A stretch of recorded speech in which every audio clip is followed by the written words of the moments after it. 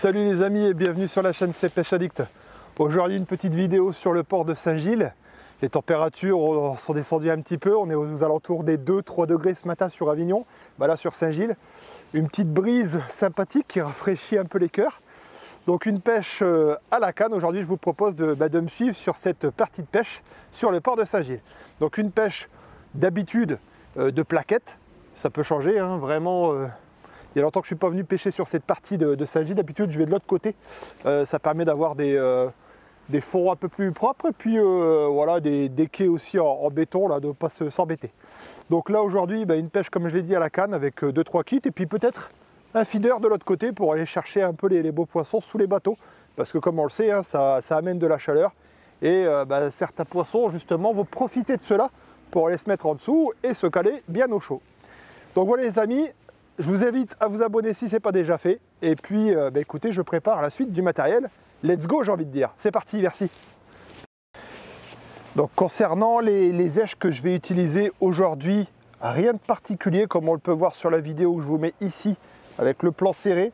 J'ai quelques asticots rubis, des terreaux, quelques terreaux à couper au cas où, des pinkies et des pinkies orange noyés, de manière à faire un petit appel. J'aime bien ce côté contraste visuel avec l'amorce qui est assez sombre, comme on peut le voir. Ça va faire des petits points un petit peu lumineux avec les asticots orange fluo. Et ça va permettre peut-être, je l'espère, d'attirer les petites plaquettes et puis les brèmes derrière. Donc rien de particulier. Ces appâts, comme j'ai déjà dit, sont fournis par appât à domicile. Des éches de qualité, comme on peut le voir, hein, on reçoit directement dans des glacières. Donc c'est vraiment top. Et puis maintenant, je vais passer au mouillage de l'amorce avec une amorce finalement assez basique, mais assez foncée. Avec peut-être deux stratégies différentes au niveau de l'amorçage. C'est parti! Préparation de l'amorce. Donc j'ai préparé l'amorce. Une amorce, comme je l'ai dit, de couleur assez sombre quand même, mais passe-partout. Une amorce qui va travailler très lentement. J'ai mouillé cette amorce principalement la veille. Et là, j'ai vraiment peaufiné le mouillage de manière à avoir juste un serrage parfait, comme il n'y a pas beaucoup de fond. Donc sur une amorce voilà, qui va travailler très lentement, avec une granulométrie assez fine, parce qu'on est sur une pêche de plaquettes. Et puis, voilà, je vais rajouter, alors, il y en a qui y croient, il y en a qui y croient pas. Partisan du Nord, j'aime bien tous ces extraits de vanille. Un peu de sucré juste à la fin, donc ça fait vraiment quelque chose de sympa, vraiment pour venir peaufiner le mélange et puis d'avoir un truc assez collant, une odeur assez forte juste à la fin du mouillage. Ça c'est certains le mettent dans l'eau du mouillage également pour imprégner toutes les particules d'amorce. C'est faisable aussi, hein, voilà. Mais l'hiver, j'aime bien avoir ce côté, voilà, ce côté pur, et puis on a vraiment une bonne odeur de la vanille qui se dégage, et puis ça permet aussi de venir resserrer un petit peu l'amorce à la fin du mouillage. Et puis à côté, une terre de rivière que j'ai teintée et dans laquelle j'ai mis du lien à coller, de manière peut-être à venir mettre quelques terreaux coupés, voir selon la pêche, voilà, comment la pêche se déroule, les poissons qu'on va attraper. Ça, je ne vais pas la mettre dès le départ, je vais vraiment attendre. Et puis après, on verra comment se déroule la pêche et surtout quel type de poisson on va attraper, parce que ça reste toujours la surprise. Allez, rapide au niveau des lignes aujourd'hui les amis. Bon, je vois qu'il y a quand même un peu de vaguelettes, donc ça c'est toujours pareil. Pour les débutants, ça c'était un petit truc qui me posait problème, je savais jamais quoi prendre comme ligne. Donc aujourd'hui, là d'habitude avant, je vous aurais dit je prends une antenne métal de manière à avoir forcément de la sensibilité. Et là maintenant forcément je change d'optique, je préfère finalement prendre une antenne fibre, voire plastique, mais bien la voir, qu'une antenne métal finalement avec tous les reflets que je vais très peu voir, où je vais avoir des difficultés, ce qui va me faire louper des touches. Donc aujourd'hui je pars sur les modèles de chez Amatch R18 et R17, antenne fibre et antenne plastique, en 1 gramme, 1,5 g et un petit Kralusour Bubble en 3 grammes, histoire de caler, parce qu'il y a quand même un petit courant, donc il y a de la vague. Il y a du vent, ce qui crée un contre-courant. Donc essayez de chercher une stabilité quand même. Et puis derrière, pour la petite partie humour, forcément, j'ai sorti un 100 grammes au cas où il y aurait vraiment une crue extraordinaire aujourd'hui. Je vais l'équilibrer vraiment ici. Allez les amis, je monte tout ça et puis on se retrouve pour la partie de pêche. Let's go. Donc là, préparation des boules pour l'amorçage. Donc une belle poignée de pinky mort, voire un peu plus. Hop, on mélange tout. Je vais commencer vraiment avec, comme j'aime bien le faire, avec très peu d'èche. Je suis pas quelqu'un qui met beaucoup dès le départ, sauf quand je sais qu'il y a énormément de poissons. Là, ça reste incognito. Donc, préparation des boules. Prendre le temps de bien les faire. Un mouillage en plusieurs fois, ce qui permet finalement d'avoir une belle amorce avec des èches, comme on peut le voir, un petit contraste de couleur. Mais je l'ai dit avec les fluos, ça c'est vraiment pas mal, sont proposés par rapport à domicile. Donc cela j'aime bien. Avant j'étais sceptique et j'ai vu quelques bons résultats sur ces pinky fluo orange. Donc maintenant j'avoue être un petit peu adepte de ça. On va voir si ça fait le taf aujourd'hui. En préparation des boules et puis après c'est parti, amorçage. Allez, place à l'amorçage, donc on prend toujours son temps. Je regarde si rien ne me gêne.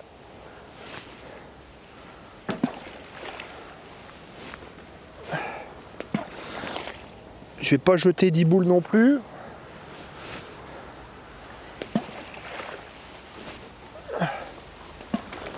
Voilà.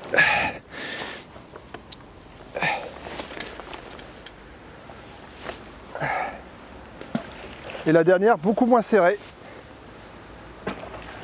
Au bout de la canne, de manière à faire vraiment un appel. Chercher des particules et puis... Allez, petit coup quand même de Trafalgar, on ne sait jamais, ça peut payer. Toujours se mettre des portes de sortie. Donc un coup à 7 mètres avec quelques boules à la coupelle. Histoire de voir si les poissons sont pas au bord.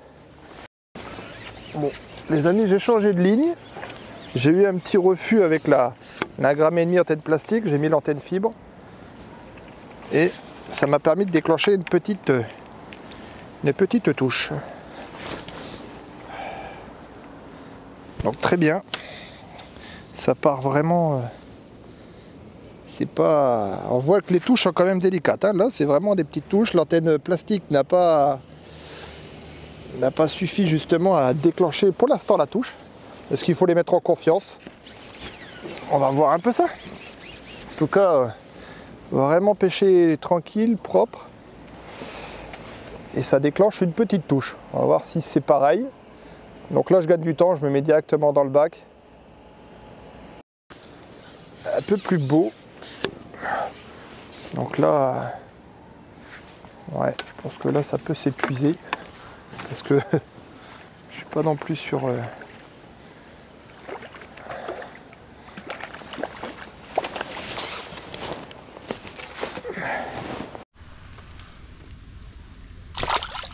plaquettes qui viennent, d'un peu plus grosses.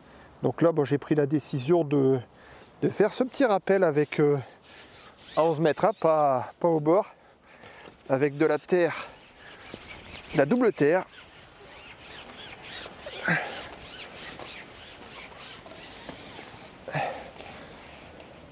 Voilà.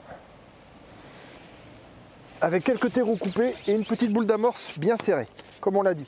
Donc ça, limite à la tremper dans l'eau pour enlever tout ce qui est particules, de manière à pas faire venir ces petits poissons qui me dérangent depuis le départ. Donc un flotteur en R17, 1,5 g. 2 grammes aurait fait l'affaire, en tout cas pour le début, c'est pas mal. Un hameçon que je pourrais peut-être changer après. Là je suis parti sur un hameçon assez fin, un petit 18 sur 8. J'aime bien quand même le côté fin. Et puis on va voir, tous les quarts d'heure j'essaierai de mettre une boule. Ça c'est hyper important de regarder toujours son chronomètre, de garder un rythme, hein. Tous ceux qui me disent que la pêche n'en bouge pas, je les invite à venir avec moi tous les quarts d'heure. Il va falloir penser à mettre une boule. Et puis là, réagir rapidement pour optimiser le nombre de touches et de prises de coups. Donc j'ai pas mal de questions des abonnés, je me permets d'y répondre sur le choix des élastiques. J'ai certains jeunes là qui me disent « mais Seb, je débute à la pêche, les élastiques c'est compliqué pour moi, je ne sais jamais lequel choisir ». Alors j'avais ce même problème au départ et tout simplement bon, là, sur les pêches de plaquettes, je mets du 0,9, du 0,9, des élastiques assez fins, 0,8 même, de manière à ne pas arracher les lèvres des plaquettes. Au départ, j'avais tendance à mettre des élastiques de 1, voilà, belle touche, en relevé, de 1,2. Je les ai, ce type d'élastique, je les ai toujours, mais sur les gros flotteurs. Ouais, allez, on va voir si ça passe. Ça passe. Donc là, 0,9, 0,8, de manière à ne pas arracher ces petites lèvres des plaquettes. Ouais, elles viennent. Je pense qu'à 2 grammes, ça m'aurait permis encore de descendre encore plus vite. Et je vais essayer avec le plat quand même après. Hein. Parce qu'avec le 3 grammes plat, j'ai peut-être bien fait de le sortir.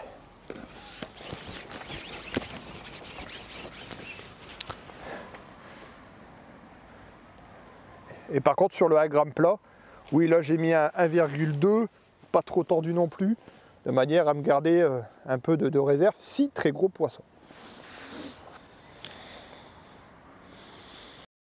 Bon les amis, j'ai testé le petit coup du bord, avec la toute petite ligne. Et on s'aperçoit que c'est pas trop mal. Alors c'est vraiment difficile à dire parce que pour moi la ligne qui passait très bien c'était la 3 grammes bubble. Malheureusement piqué pas au bord, c'est bizarre ça. Ah non, elle piqué sur la bouche. Voilà. Petite plaquette. Allez les amis, la réadaptation de folie. Forcément, j'ai été chercher. Oh ben voilà, ça commence bien. Un petit flotteur que j'aime bien. Je fais attention à ce qu'il y ait des roseaux. Qui se met vite en place. Un petit flotteur très rapide, assez lourd, 1,8. Et de manière à pêcher très bien sur ce petit coup de bordure, très précis. Je me suis vraiment réadapté de manière à pas laisser ça, et j'y crois en ce coup de bordure. Alors on va voir si j'ai raison ou pas. En attendant, j'ai remis une boule de... Ce que je vais faire au niveau stratégie, c'est simple, là, je vais juste réalimenter mon coup à 11 mètres avec des terreaux, de la terre, vraiment des èches, et sur ce coup au bord là, 7 mètres. Oh, voilà. Belle touche en direct. Je vais alimenter avec de l'amorce et des pinky fluo. Ouh, ça c'est un beau poisson.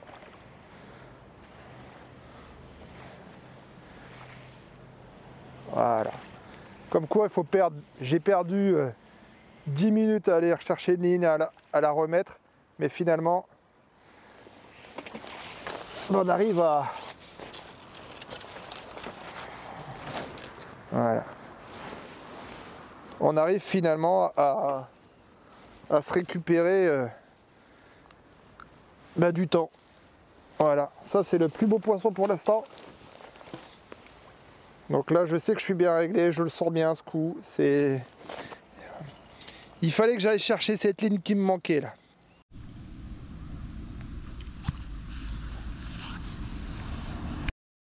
Donc là les amis, un peu moins de touches sur le coup du bord. Donc je m'affole pas. Je m'affole pas du tout. Au contraire, j'alimente un peu. Même repère visuel. Hop, ce que je fais, c'est que j'enlève la talonnette. Hop.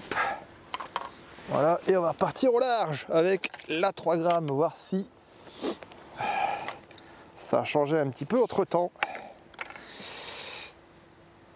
Ça peut matcher. 2 asticots. histoire de faire les beaux poissons. Un par le cul, un par la gueule. Et puis voilà.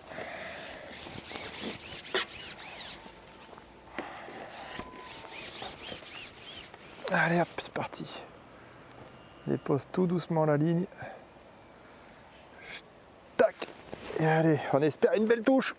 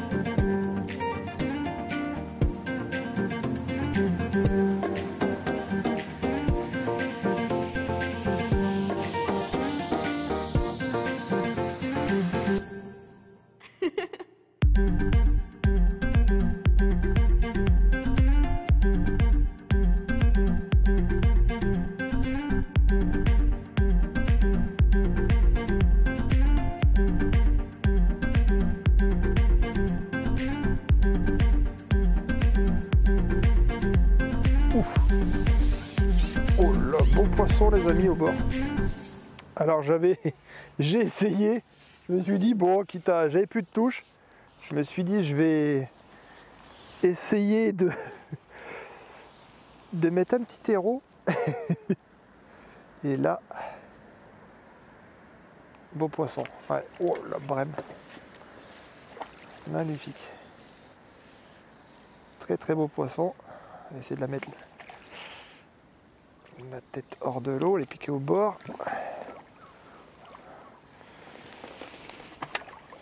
Celle-là elle est belle. Celle-là elle est belle les amis.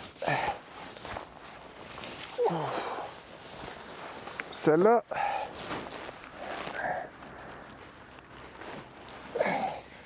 Ça c'est une belle. Piquer au bord comme je les aime. Tac. Voilà.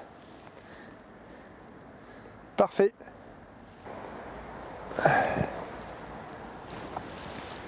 Bon, les amis, un beau poisson qui fait plaisir au flotteur plat, au bubble. Un carassin. Carassin. Donc ça c'est top.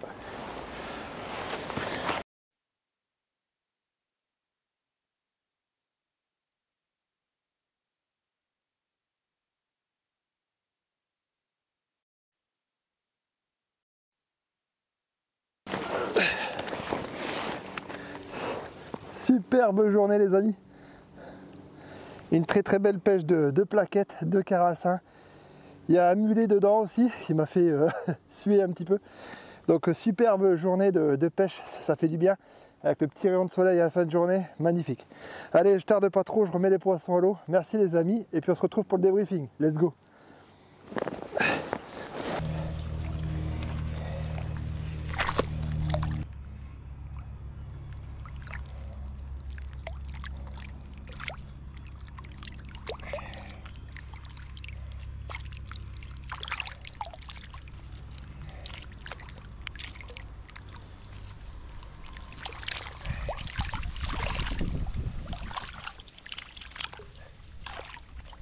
Allez, fin de cette partie de pêche les amis. Une partie de pêche qui j'espère vous aura fait plaisir également, tout comme moi. J'ai eu assez froid, je peux vous dire, j'ai eu un peu peur des températures, 2 degrés, c'était vraiment pas gagné, avec un vent glacial, donc pas évident. Et puis une pêche finalement qui s'est faite à 80% au bord, donc j'ai bien fait dans la stratégie de faire ce coup au bord. Pourtant j'étais assez sceptique, j'ai mis 4 sacs boules à la coupelle et puis finalement c'est le coup qui a le mieux fonctionné. Pourquoi je sais pas, est-ce que le poisson était plus cantonné sur les bords, plus en sécurité, je sais pas. 11 mètres, j'ai eu quelques touches, mais ça n'a pas été folie comme on a pu le voir. Il manquait ce 2 grammes boule au niveau des lignes qui malheureusement, j'ai pas voulu aller dans les lignes, refaire une ligne. Déjà j'en avais refait une pour le coup du bord. Heureusement avec un petit 1,8 g, un petit qui se met vite en place avec beaucoup de stabilité. Et finalement c'est ça qui m'a fait les 80% de la pêche. Donc des plaquettes, des brèmes, quelques carassins, un mulet, voilà, une très très belle partie de pêche. J'ai pas pesé, mais on n'était pas loin des peut-être des 7-8 kilos, je pense. J'ai vraiment du mal à estimer. En tout cas, on finit avec un petit rayon de soleil. Donc je vous dis tout simplement merci d'avoir regardé cette vidéo. N'hésitez pas à vous abonner si ce n'est pas déjà fait les amis. Ça coûte rien et ça me fait plaisir. N'hésitez pas également à faire vos retours. C'est toujours sympa d'avoir quelques commentaires sur cette vidéo. J'espère qu'elle vous fera plaisir. Et puis je vous dis tout simplement, portez-vous bien et à bientôt au bord de l'eau. Allez, salut, merci.